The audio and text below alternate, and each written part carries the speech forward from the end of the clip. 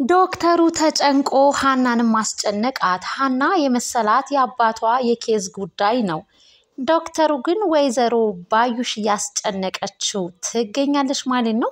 የዲኤንኤ ምርመራው እንግዲህ እንዲቀይርላት እንግዲህ ተጽዕኖ አድርጋበታለች። ሰላም ጤና ይስጥልኝ ውድና የተከበራችሁ አድማጭ ተመልካች ቤተሰብ እንደምን አላችሁ?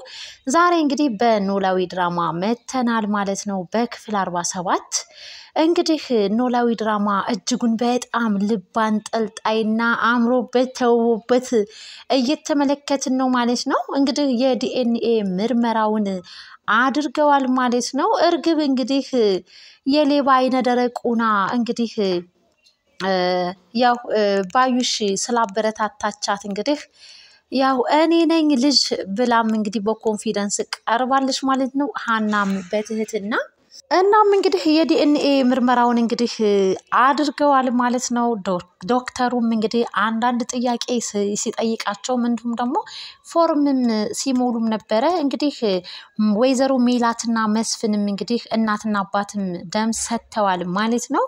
ከልጆቹ ደግሞ እንግዲህ ጸጉራቸው ተወስዶ እንግዲህ የዲኤንኤ ምርመራው እንደሚካሄድ እንግዲህ ዶክተሩ ተናግሮ እንግዲህ ያው ሃና እንግዲህ ያው የዶክተርነት ሙያም ስላላት ዶክተሩ በሃና ነገር እጅግ በጣም እየተደነቀም እየተገረመም እርግብን ነበር ሲተዋወቃት የነበረው። ሃናን አውቃታለሁ እንግዲህ አባቷ እዚህ እኛ ሐኪም ቤት እየታከመ ስለሆነ የአባቷንም ኬዝ የያዝኩትኝ እኔ ስለሆንኩኝ ሃናን በደንብ አውቃታለሁ፣ አንቺ ራስሽን አስተዋውቂ ሲልም ነበረ እርግብን።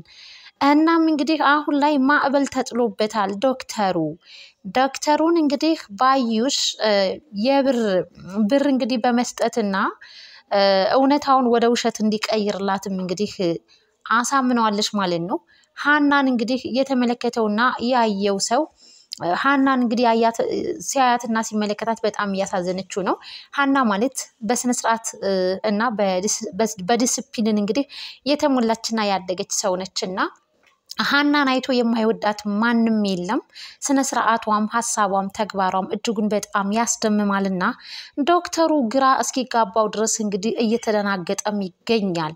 ሃና ላውራሽ ፈልጋለሁ በማለትም እንግዲህ ማውራት ጀምሮ ነበረ ሃናን። በስተመጨረሻም እንግዲህ ከክላሱ እንድትወጣና ብቻውን መሆን እንደሚፈልግም እንግዲህ ሲነግራት ነበረ። ዶክተሩ በሚሆነው ነገር ሃናም እየተደናገጠች ነው። ምክንያቱም ሃና እያሰበች ያለው የአባቷ ህመም ምን ይሆን እያለች ነው። እናም እንግዲህ በጣም አስጨንቋታል። አሁንም ቢሆን እንግዲህ ከፍተኛ የገንዘብ መጠን ተጠይቃለች ማለት ነው ሃና። ያ እንዳለ ሆኖ ግን ዶክተሩ እጅጉን በጣም አስጨንቆታል፣ የባዩሽም ነገር ማለት ነው።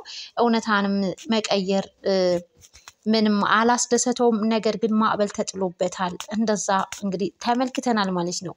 በሌላ በኩል እንግዲህ ሰላምዬ 100% እርግጠኛ ሆና ሃና እህታችን ናት ብላለች። እናም እንግዲህ እርግብ እንግዲህ በደንብ አርጋም ምናሴንም ሆነ ሰላምን ትጠይቃቸዋለች ከሃናና ከኔ እያለች ታነጻጽራለች ማለት ነው። እንደ እውነታው ከሆነ ሃና እህቴ ብትሆን ደስ ይለኛል ስትልም እንግዲህ ሰላም በኮንፊደንስ እንግዲህ ነግራታለች። ምክንያቱም ሃና ማለት ለረጅም ጊዜ የማውቃት ሰው ስለሆነች እህቴ ብትሆን ደስ ይለኛል በማለትም እንግዲህ ንግግሯና መልሷ ልበ አርስ ቢሆንም እርግብ ግን እጅጉን በጣም እየተናደደች ትገኛለች። ምክንያቱም አሁን ላይ ብትናደድም እርግብ እንግዲህ ስራዋ ነው፣ ቦታዋን ታውቃለች። ስለዚህ ሃና ምን ብታደርግላችሁ ነው እንግዲህ ይህን ያክል በማለትም እርግብ ስትጠይቅም ነበረ። እንደ ሃናና የሃናንን ቦታ ለመያዝ እጅጉን በጣም ፎቶና መስቀሏን ብቻ ሳይሆን እንግዲህ የሃና ስራዎቿንም ተግባሯንም አጠቃላይ ጭንቅላቷ የሚቀየር ቢሆን መቀየር ትፈልግ ነበረ። እንግዲህ ትጠይቃለች ምን ብታደርግላችሁ ነው ስትል ነበር። አንደኛ አንቺ የመጣሽበት ምክንያት በሷ ነው አለቻት። ምክንያቱም የሃና ፎቶ የሃና መስቀል የሷ ስለሆነ የሷ ፎቶና መስቀል ባይኖር አንቺ መቼ ትመጭ ነበር አለቻት በግልጽ ሰላም ማለት ነው። እጅጉን በጣም እርግብም ተናደደች። እኮ እኔን ታዲያ ሌባ ነሽ እያልሽ ነው አለቻት። እኔ ሌባ አላልኩሽም በጭራሽ በማለትም እንግዲህ ሰላምዬ ስትናገርም ነበረ። ብቻ ግን ቅስሟን ስብር አድርገዋለች። እንግዲህ እርግብና እናትየዋም እጅግ በጣም ተዋደው እርግብዬ እያለች እንግዲህ በስስትና እጅጉን በጣም በሚያሳዝን ነገር እንግዲህ ያወራሉ ማለት ነው እናትና ልጅ።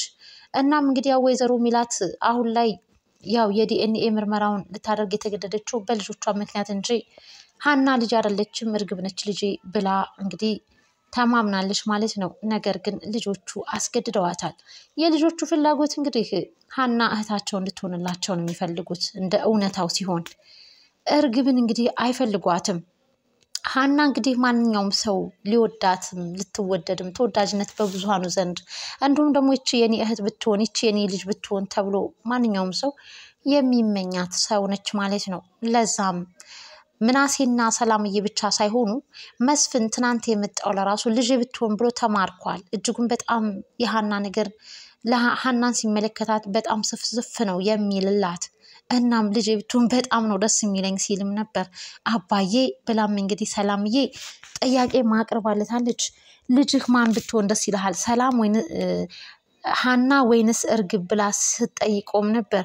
አባት አይደለ ለምሳሌ ሀና ብሎ መርጦ ሀና ባትሆን የነሱ ልጅ ምን አደርጋለሁ በማለትም እንግዲህ እንዴት አይነት ጥያቄ ነው የምትጠይቂኝ በማለትም ጥያቄው ከባድ ስለሆነ እንግዲህ ሰላምዬ ፍላጎቷን አባቷን ማስጨነቅቶችና የእሷን ፍላጎት አስቀደመች። እኔ ግን ሀና ብትሆን ደስ ይለኛል በማለትም ተናገረች።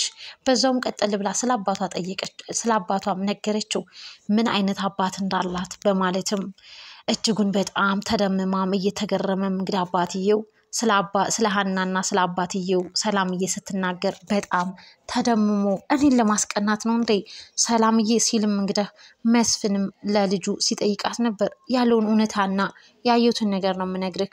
እናም እንግዲህ እዚህ ሐኪም ቤት ውስጥም እየታከመ እንደሆነ ትነግረዋለች ማለት ነው። በጣም ተደመመ አባትየው መስፍን።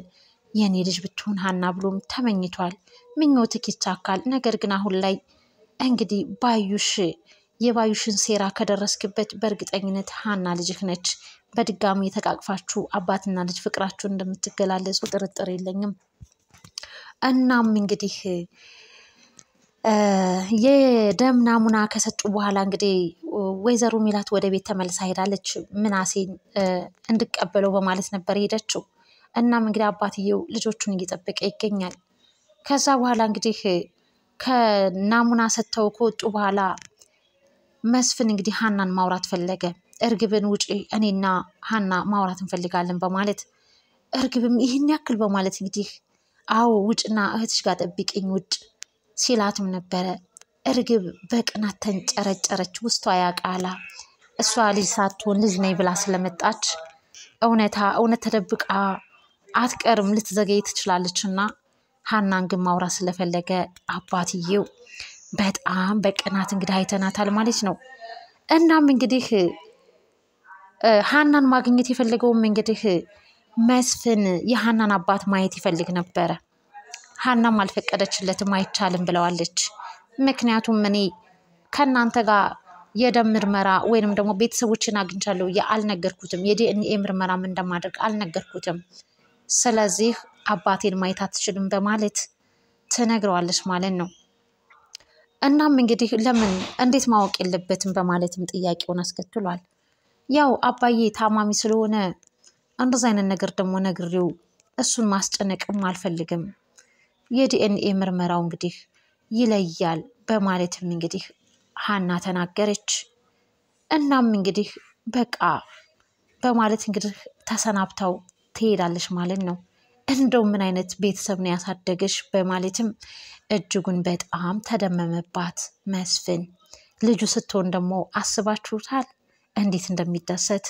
እናም እንግዲህ የሀና አስተዳደግ፣ የሀና ስነ ስርዓት፣ የሀና ማስተዋል ለእሷ ብቻ ሳይሆን አሳዳጊዋንም ያስደስታልና እኛም ተመልካቾች በጣም ነው የምንወዳት ሀናን ማለት ነው።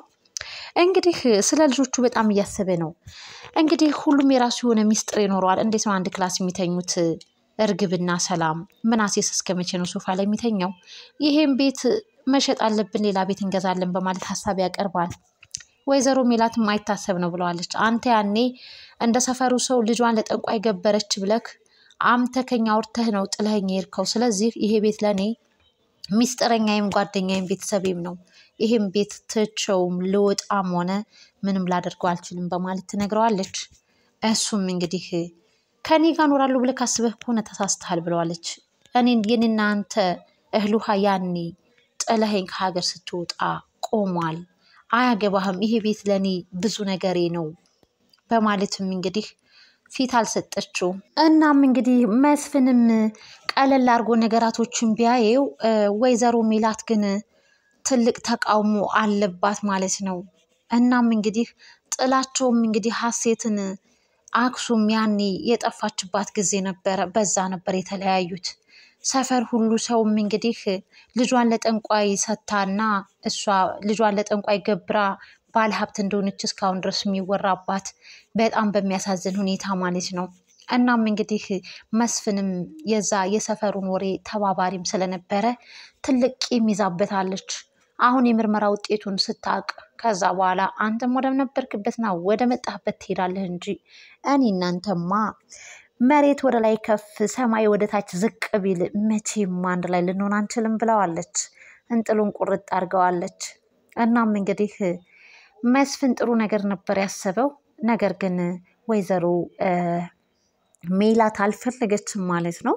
የዲኤንኤ ምርመራው እንግዲህ ዶክተሩን ያስጨነቀበት ምክንያት ምንድን ነው ብላችሁ ታስባላችሁ? ባዩሽ እንግዲህ ዶክተሩን አነጋግራ ያመቻቸች ይመስለኛል። ይህንን ያየውና የተመለከተው ዶክተር የሀናን ነገር እጅጉን በጣም እያዘነ ምን ማለት እንዳለበትም ግራ ተጋብቷል። እናም እንግዲህ የምርም የዲኤንኤ ምርመራውን ይቀይርባት ይሆን? ሁላችሁም ሀሳብ አስተያየታችሁን በኮሜንት አስፍሩልን እላለሁ። እንግዲህ የኖላዊ ድራማ እነዚህን ተመልክተናል ማለት ነው። እውነታና ውሸቱ እንግዲህ የሚታወቅበት ይፋ የሚደረግበት ማነው ትክክለኛ ልጅ የሚባለው ላይ እንግዲህ እዛ ፓርት ላይ ደርሰናል። የዲኤንኤ ምርመራ ውጤቱን እንግዲህ በመጠባበቅ እንገኛለን ማለት ነው። ሁላችሁም ሰላማችሁ ይብዛ። ለዛሬ የነበረን ቆይታ ይህን ይመስላል። ባይ ባይ ቤተሰብ።